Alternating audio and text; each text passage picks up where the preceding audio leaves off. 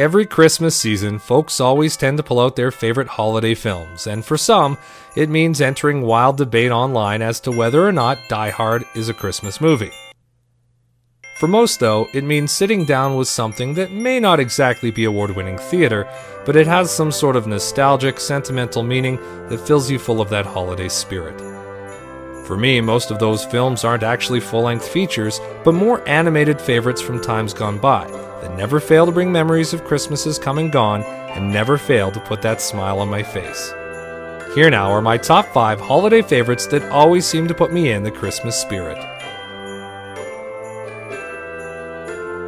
I was a huge fan of He-Man as a child, and to this day, the Prince of Eternia and his rugged counterparts still hold a special place in my heart. However, it wasn't until later in life that I actually watched the He-Man and She-Ra Christmas special for the first time. While the story doesn't focus a lot on the large roster from both He-Man and She-Ra shows, it's nice to see characters from both cartoons in this one. The story itself is simple.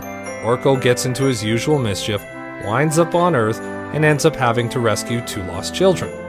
Eventually, Skeletor and Hordak enter the picture in a competitive attempt to capture the children, and it's up to He-Man and She-Ra to save the day.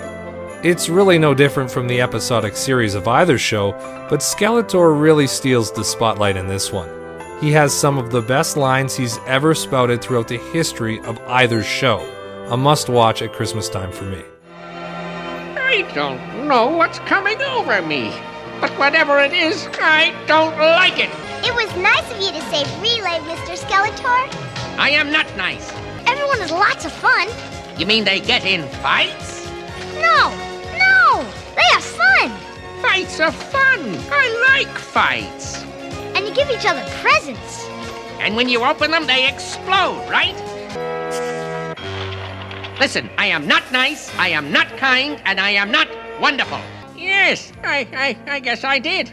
I wish I knew why. I don't think I feel well. Well, I think you're feeling the Christmas spirit, Skeletor. It makes you feel good. Well, I don't like to feel good. I like to feel evil. It seemed that no matter what, if you were looking for a Christmas show on television during the holiday season, Nikkis' Christmas Carol was one you could count on watching at some point. It retells the story of Charles Dickens' A Christmas Carol, with all the usual Disney flair that accompanies it. Like most Disney films, the show provides a great telling of the holiday classic with all of the wonderful pomp and circumstance that Disney provides. But what's better for me was always the shorts that ran before it, specifically when Chip and Dale wind up living in Mickey's house when he chops down their home to use as a Christmas tree. A fantastic tradition every year.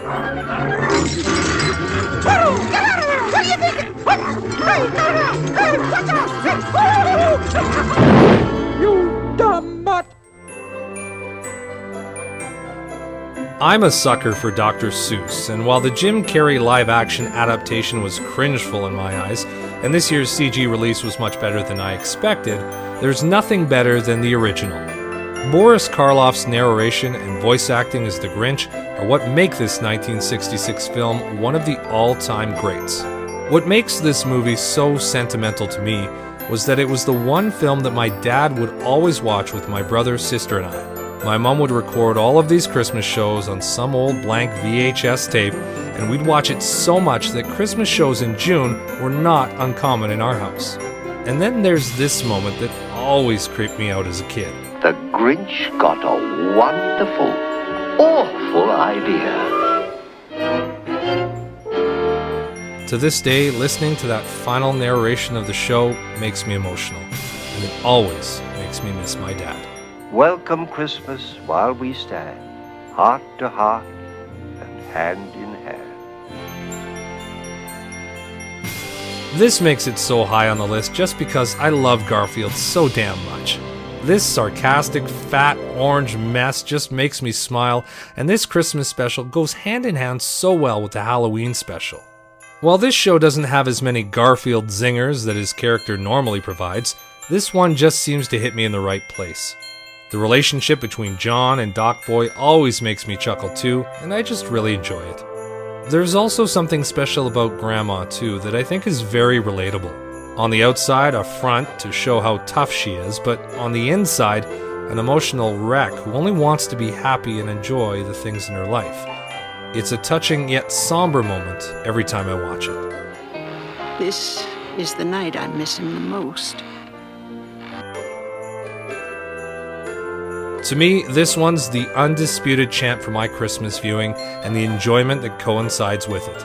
When I hear Christmas classic, I don't think of A Christmas Story or even Christmas Vacation.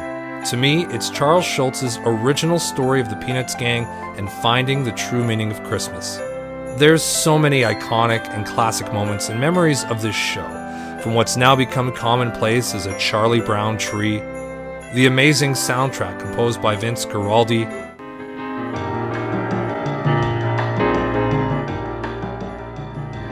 and of course the infamous speech given by Linus.